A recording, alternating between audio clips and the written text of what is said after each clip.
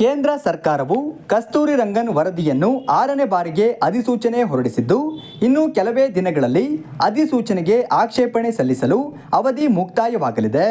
ಆದ್ದರಿಂದ ಈ ವ್ಯಾಪ್ತಿಗೆ ಸಂಬಂಧಪಟ್ಟ ಎಲ್ಲ ಗ್ರಾಮ ಪಂಚಾಯಿತಿಗಳು ಸಾಮಾನ್ಯ ಸಭೆ ನಡೆಸಿ ಕೇಂದ್ರ ಪರಿಸರ ಇಲಾಖೆಗೆ ಸೂಕ್ತ ವರದಿಯ ಮೇಲಿನ ನ್ಯೂನತೆಗಳ ಆಕ್ಷೇಪಣೆ ಸಲ್ಲಿಸಬೇಕು ಎಂದು ಕಸ್ತೂರಿ ರಂಗನ್ ವರದಿ ವಿರೋಧಿ ಮತ್ತು ಮುಳ್ಳಯ್ಯನಗಿರಿ ಸಂರಕ್ಷಿತ ಮೀಸಲು ಅರಣ್ಯ ವಿರೋಧಿ ಹೋರಾಟ ಸಮಿತಿ ಚಿಕ್ಕಮಗಳೂರು ಪ್ರಧಾನ ಸಂಚಾಲಕರಾದ ಎಸ್ ವಿಜಯಕುಮಾರ್ ಅವರು ತಿಳಿಸಿದರು. ಕಸ್ತೂರಿ ರಂಗನ್ ವರದಿಯನ್ನ 6ನೇ ಬಾರಿ ಕೇಂದ್ರ ಸರ್ಕಾರ ನೋಟಿಫಿಕೇಶನ್ ಮಾಡಿದೆ. ಈ ನೋಟಿಫಿಕೇಶನ್ ಈ ಹಿಂದೆ ಮಾಡಿದಾಗಲೂ ಸಹ ನಮ್ಮ ಸಮಿತಿ ಅತಿ ದೊಡ್ಡ ಹೋರಾಟವನ್ನು ಮಾಡಿ ನಮ್ಮ ಸಮಿತಿಯ ಒತ್ತಡದಿಂದ ಕೇಂದ್ರ ಸರ್ಕಾರ ಸಂಜಯ್ ಕುಮಾರ್ ನೇತೃತ್ವದ ಸಮಿತಿಯನ್ನು ಮಾಡ್ತಕ್ಕಂಥ ಕೆಲಸವನ್ನು ಮಾಡಿತ್ತು. ಆದರೆ ಆ ಸಂಜಯ್ ಕುಮಾರ್ ನೇತೃತ್ವದ ಸಮಿತಿ ಈಗಾಗಲೇ 2 ವರ್ಷ ಆದರೂ ಸಹ ಯಾವುದೇ ಬಾಧಿತ ಪ್ರದೇಶಗಳಿಗೆ ಹೋಗಿ ಅಲ್ಲಿರ್ತಕ್ಕಂಥ ಸಮಸ್ಯೆಗಳನ್ನು ಕೇಂದ್ರ ಸರ್ಕಾರಕ್ಕೆ ವರದಿ ಕೊಡ್ತಕ್ಕಂಥ ಕೆಲಸವನ್ನು ಇವತ್ತಿನ ತನಕ ಮಾಡಲೇ ಇಲ್ಲ. ಆದರೆ ಯಥಾವತ್ತಾಗಿ ಮತ್ತೊಮ್ಮೆ ಇವತ್ತು ಕೇಂದ್ರ ಸರ್ಕಾರ ವರದಿಯನ್ನು ಜಾರಿ ಮಾಡ್ತಾ ಇದೆ. ನಾವು ನಮ್ಮ ಪ್ರಶ್ನೆ ಹೊಂದಿರೋದು ಬಹಳ ಪ್ರಮುಖವಾಗಿ ಏನಪ್ಪ ಅಂತ ಹೇಳಿದ್ರೆ, ಎಲ್ಲೇ ಬೆಂಕಿ ಬಿದ್ದರೂ ಅದಕ್ಕೆಲ್ಲ ಕಾರಣ ಮಲೆನಾಡು ಪಶ್ಚಿಮ ಘಟ್ಟ ಅಂತಕ್ಕಂಥದ್ದನ್ನು ಇವತ್ತು ಸಾರ್ವಜನಿಕವಾಗಿ ಎಲ್ಲರ ಮನಸ್ಸಿಗೆ ತೋರಿಸ್ತಕ್ಕಂಥ ಕೆಲಸವನ್ನು ಈಗಾಗಲೇ ವ್ಯವಸ್ಥಿತವಾಗಿ ಮಾಡಲಾಗಿದೆ. ನಾನು ಸಾರ್ವಜನಿಕರ ಗಮನಕ್ಕೆ ತರಲಿಕ್ಕೆ ಇಷ್ಟಪಡೋದೇನು ಅಂತ ಹೇಳಿದ್ರೆ, ಕಳೆದ ಕೋವಿಡ್-19 ಸಂದರ್ಭದಲ್ಲಿ ಕೇಂದ್ರ ಸರ್ಕಾರ 3 ತಿಂಗಳ ಲಾಕ್ಡೌನ್ ಮಾಡಿತ್ತು. ಆ 3 ತಿಂಗಳ ಲಾಕ್ಡೌನ್ ಅವಧಿಯಲ್ಲಿ ಏನು ಸಾವಿರಾರು ಕೋಟಿ ರೂಪಾಯಿಗಳನ್ನು ಇಟ್ಟು ಗಂಗಾ ನದಿಯನ್ನು ಸ್ವಚ್ಛ ಮಾಡಬೇಕು ಅಂತ ಯೋಚನೆ ಮಾಡಿತ್ತು. ಆವಾಗ ಕ್ಲೀನ್ ಆಗದೆ ಇರತಕ್ಕಂಥ ಗಂಗಾ ನದಿ ತಾನೇ ಕ್ಲೀನ್ ಆಗಿಬಿಡ್ತು. ಏನು ಪಂಜಾಬ್ನಿಂದ ಹಿಮಾಲಯ ಪರ್ವತ 200 ಕಿಲೋಮೀಟರ್ ದೂರದಲ್ಲಿದೆ. ಈ ವಾಯು ಮಾಲಿನ್ಯದಿಂದ ಕಾಣ್ತಾ ಇರಲಿಲ್ಲ, ಅದು ಬರಿಗಣ್ಣಿಗೆ ಕಾಣಲಿಕ್ಕೆ ಆರಂಭ ಆಯಿತು. ಬೆಳ್ಳಂದೂರು ಕೆರೆಯಲ್ಲಿ ನೊರೆ ಬೀಳ್ತಾ ಇದ್ದಿದ್ದು ನೊರೆ ತನ್ನಕ್ಕೆ ತಾನೇ ನಿಂತೋಯ್ತು. ಹಲವಾರು ಜೀವ ಸಂಕುಲಗಳು ಬಹಳ ಖುಷಿಯಿಂದ ಬದುಕಲಿಕ್ಕೆ ಆರಂಭ ಮಾಡಿದ್ವು.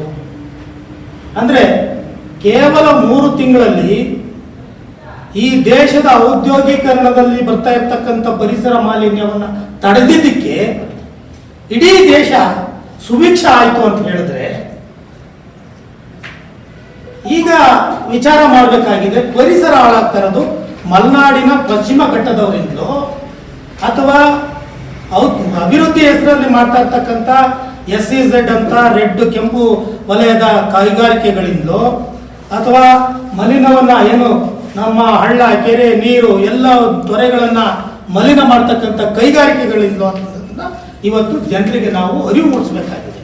ಸುದ್ದಿಗೋಷ್ಠಿಯಲ್ಲಿ ಮಾತನಾಡಿದ ಅವರು, ಈ ವರದಿಯ ಬಫರ್ ಝೋನ್ ವ್ಯಾಪ್ತಿಗೆ ಬರುವ ನಗರಸಭೆ, ಪುರಸಭೆ ಹಾಗೂ ಪಟ್ಟಣ ಪಂಚಾಯಿತಿಗಳು ಸಹ ಆಕ್ಷೇಪಣೆ ಸಲ್ಲಿಸುವ ಮುಖಾಂತರ ಮಲೆನಾಡಿಗರನ್ನು ಯೋಜನೆಯಿಂದ ಮಲೆನಾಡಿನ ರೈತರ, ಗ್ರಾಮಸ್ಥರ, ಬೆಳೆಗಾರರನ್ನು ವರದಿಯ ಅಪಾಯದಿಂದ ಪಾರಾಗಲು ಸಹಕರಿಸಬೇಕೆಂದು ಕಸ್ತೂರಿ ರಂಗನ್ ವರದಿ ವಿರೋಧಿ ಹೋರಾಟ ಸಮಿತಿ ಕರೆ ನೀಡುತ್ತಿದೆ ಎಂದು ಹೇಳಿದರು.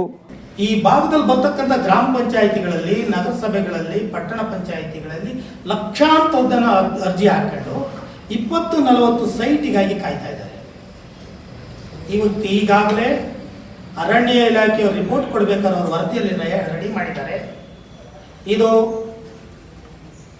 ಏನು ಸೂಕ್ಷ್ಮ ಪ್ರದೇಶದ ಒಳಗೆ ಬರ್ತದೆಯೋ, ಅಂದರೆ ಈ ಪ್ರದೇಶ ಒಂದು ಅಪ್ರೂವ್ ಕೊಡಬೇಕಾದ್ರೆ, ಅಥವಾ ಯಾವ ಅರಣ್ಯ ಪ್ರದೇಶದ ಒಳಗೆ ಬರ್ತದೆ ಅನ್ನೋದ್ರ ಜೊತೆಗೆ ಈಗ ಅಡಿಷನಲ್ ಆಗಿ ಕಸ್ತೂರಿ ರಂಗನ್ ವ್ಯಾಪ್ತಿಯಲ್ಲಿ ಬರುತ್ತದೆಯೇ, ಆಲ್ರೆಡಿ ಪ್ರಿಂಟೆಡ್ ಬಂದಾಯ್ತು ಅವರಲ್ಲಿ.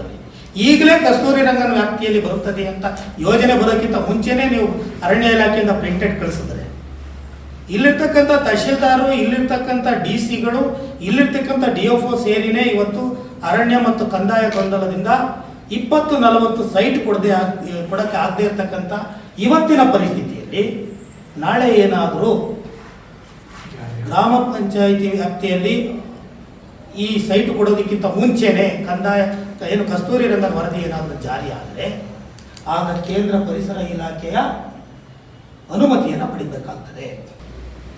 ಯಾವುದು ನಮ್ಮ ವೈಯಕ್ತಿಕ ಉಳಿವಿಗಾಗಿ ಅಲ್ಲ, ಈ ಜಿಲ್ಲೆಯ ಈ ಭಾಗದ ಈ ಪಶ್ಚಿಮ ಘಟ್ಟದ ಉಳಿವಾದರೆ ಇವತ್ತು ನಗರ ಪ್ರದೇಶಗಳು ಉಳಿತವೆ ಅಂತಕ್ಕಂಥದ್ದನ್ನು ಪ್ರತಿಯೊಬ್ಬರಿಗೂ ನಾವು ತಿಳಿ ಹೇಳಬೇಕಾಗಿದೆ.